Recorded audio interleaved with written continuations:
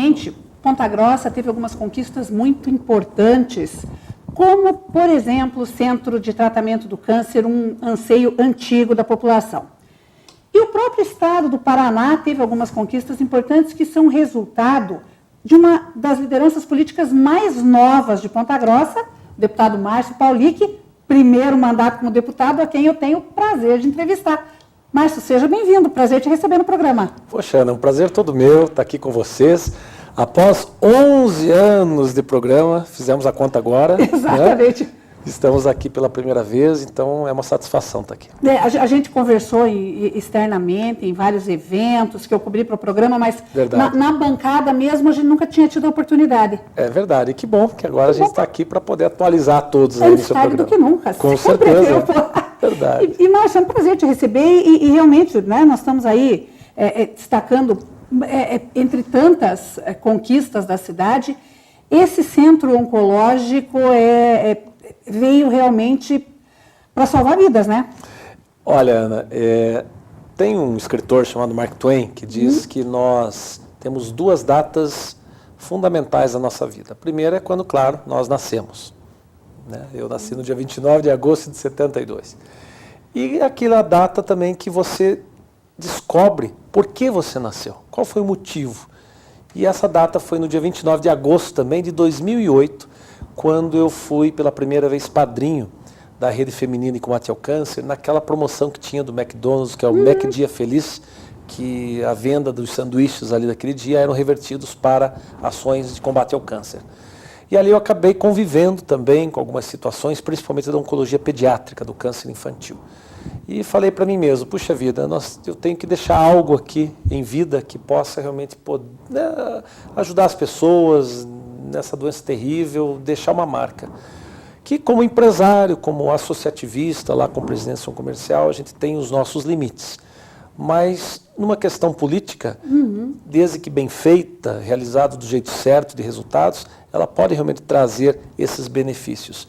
Então, quando nós começamos lá, já na associação comercial, com o presidente da associação, pedindo para algumas autoridades, culminou agora, nesse meu mandato estadual, onde eu fiz o pedido ao então governador Beto Richa, e ele nos atendeu nesse Instituto do Câncer dos Campos Gerais, que é um projeto grandioso, são mais de 30 milhões de reais, e que é dividido em 3 fases. E a primeira fase, que é justamente os tratamentos da parte de hematologia, que é o câncer do sangue, que é linfomas, leucemia, a própria farmacologia oncológica, que faz as ampolas de quimioterapia, já estão liberadas, são 5 milhões de reais. Em agosto será inaugurado a ala com 12 leitos e 7 cadeiras de infusão. E depois nós temos as outras fases, que até inclusive uma delas nós estamos aí fazendo um pedido de abaixo-assinado para a comunidade. Porque além de todo o trauma da doença, de toda a situação, você ainda ter que fazer o deslocamento, que você sabe viajar, é uma coisa tão pesada para as pessoas, né? E a nossa região merece ter essa descentralização. Nós não precisamos ir para Curitiba. Nós temos mais de 600 mil pessoas que convivem só na região dos Campos Gerais. E quando nós fomos pesquisar, Ana, quantas principalmente crianças iam para Curitiba, naqueles ônibus de transporte fora do domicílio, que muitas vezes não pode vir com os pais, porque vem, claro, tem um assistente social, mas vem junto com os adultos, é feito lá a sua químio e ela tem que esperar os adultos para depois voltar, e aí a gente sabe com aqueles efeitos colaterais que tem uma quimioterapia e uma radioterapia. E nós começamos a pesquisar no Erasto Guedre, no Pequeno Príncipe, e foi assombrosa a quantidade, principalmente de crianças que faz esse tratamento, porque nós não tínhamos ideia, porque muitas famílias se cadastram por Curitiba, e o endereço fica por Curitiba. Quando nós pesquisamos o endereço de residência e não que a pessoa colocou como referência, mais de 300 crianças hoje da nossa região toda, dos Campos Gerais, Norte Pioneiro e Centro-Sul, vão para Curitiba, se deslocam quinzenalmente. Nós temos que trazer para cá esses tratamentos que começam agora pelos adultos e vai culminar com o infantil até 2022.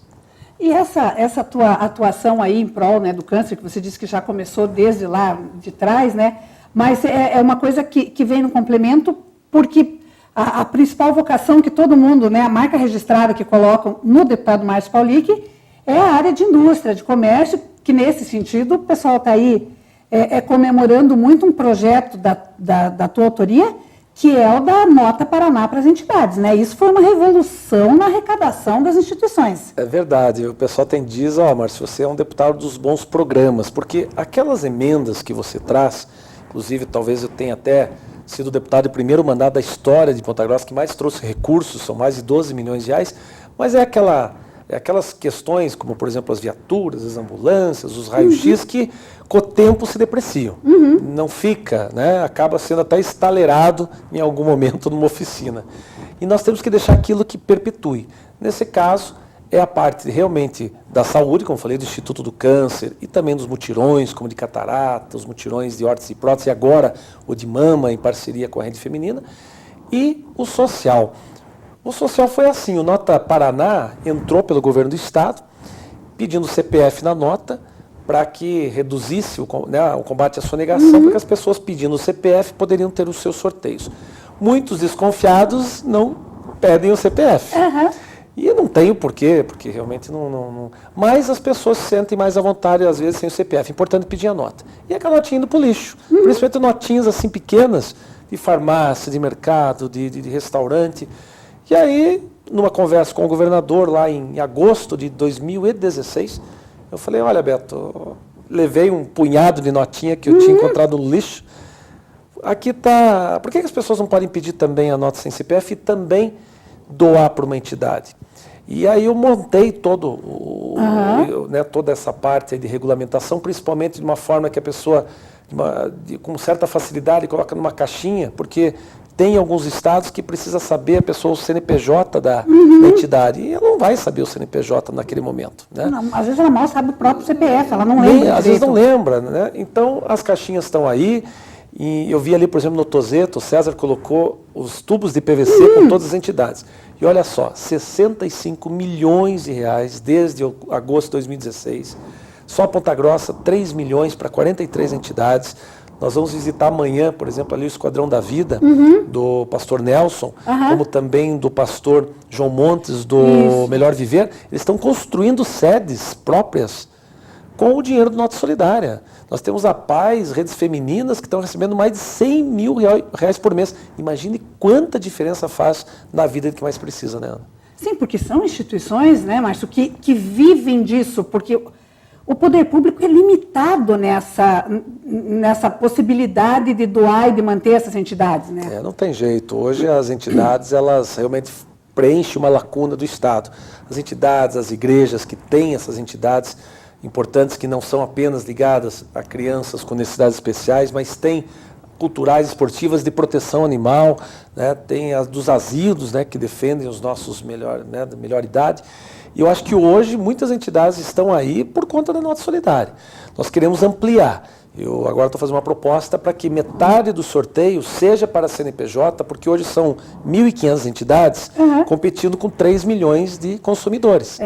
Então, se a gente conseguir dividir metade para consumidor, metade para as entidades, com certeza aí vai melhorar muito mais. Mais recursos e mais possibilidades, né? Com certeza. Isso vai fazer com que, inclusive, outras entidades entrem, né? Nós temos uma ideia, no meu gabinete tem mais de 120 entidades na fila, esperando utilidade pública estadual para poder participar.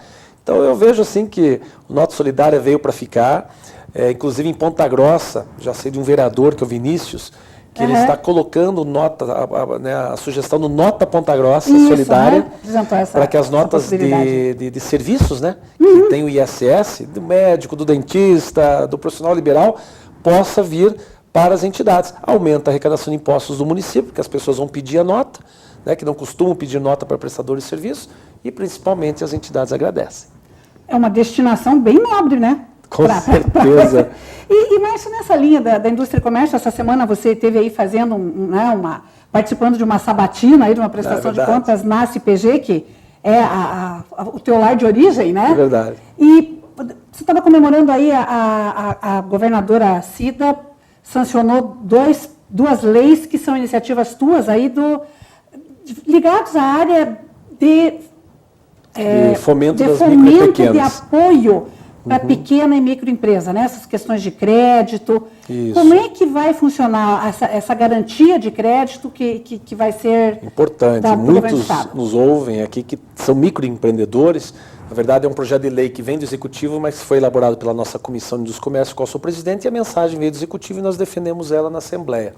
E, inclusive, era uma proposta que, das 146 metas no meu plano de voo, que a gente chamava lá da Associação Comercial, nós tínhamos apenas 2 que não estavam feitas ainda, e agora demoramos uns 3 anos, agora como deputado, consegui, que era a parte do câncer, né, da oncologia pediátrica, e também fomento, dar a possibilidade do Estado poder ser um avalizador dessas empresas. Porque um pequeno empreendedor que quer abrir um negócio, vai no banco, a primeira coisa que o banco pede é garantia real. Eu quero saber se tem casa, carro, porque vai ter que dar uma garantia de 130% do que você emprestar. Eu quero emprestar 10 mil, eu tenho que botar 13 mil de garantia. E muitas vezes o pequeno empreendedor não tem. E isso inibe ele a abrir uma empresa que gera não só impostos, mas gera emprego, que é o grande... o que mais nós precisamos aqui no país. Então agora o Estado, pela essa proposta, pela essa lei aprovada, ele pode ser um garantidor de aval, ele vai poder avalizar os bons projetos dessas micro e pequenas, como também poderá ser um microacionista, um pequeno acionista minoritário de empresas que vêm com projetos de inovação. Projetos que possam inovar até no setor público, principalmente essas startups que fazem os aplicativos, ou empresas que fazem um produto que seja diferenciado, né? Vamos dizer lá, um produto que possa servir para a função pública. Inventou um sinaleiro diferente lá, com sensor de movimento. Ele vai ter investimentos do Estado como acionista ou como avalizador junto ao Paraná Fomento, que é o banco que hoje atende ali via BRDE o Paraná e o governo. E um grande desafio que eu vejo nesses programas, Márcio, é fazer com que isso chegue ao conhecimento do pequeno e do micro, porque muitas vezes ele não tem a menor ideia de que ele tem esses incentivos e ele não sabe nem que endereço procurar, né? Esse é um grande problema. As pessoas muitas vezes não sabem nem as leis que ele tem por direito. Essa semana, por exemplo, eu tive pessoas que foram lá até o meu gabinete e famílias muito humildes que não conseguem pagar, por exemplo, a luz e a água, nem conseguem pagar os R$20 por mês de uma tarifa social, aí vai lá a Sanepar e a Copel e corta. Passa alguns meses, eles simplesmente... Se a pessoa quiser religar, conseguiu lá um emprego e conseguiu até financiar ali, parcelar, aí custa R$200 para religar água e luz. Puxa vida. E daí eu fui fazer uma lei sobre isso, pedindo, vamos olhar. De repente descobri que tem uma lei de 2002 e com emenda para 2004 que proíbe, já proíbe essa cobrar taxa de religação. Né? Então imagina só quantas coisas ainda as pessoas... Muitas vezes têm direitos e não sabem. E nessa questão do empreendedor é a mesma coisa. Nesse caso, pedir para que a ação comercial pudesse ser a que fomente aqui, pelo menos na nossa cidade, vai colocar nas suas revistas, vai divulgar, para que o empresário possa procurar a SPG faz essa ponte com o Paraná Fomento. E trazer daqui a pouco coisas que estão dentro da gaveta, porque as pessoas acham que elas ficam, não sei, não vai dar nada, né?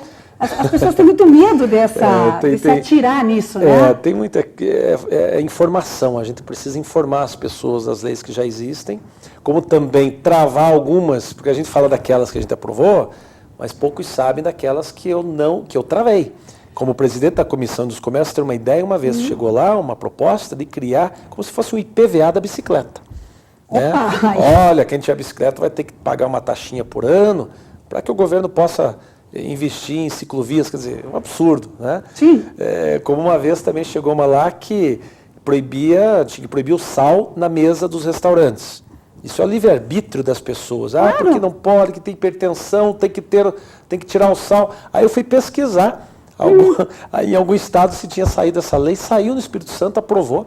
E como é que eles estão fazendo os restaurantes para ludibriar a lei? Lá diz assim, não pode ter sal sobre a mesa, mas não diz sob.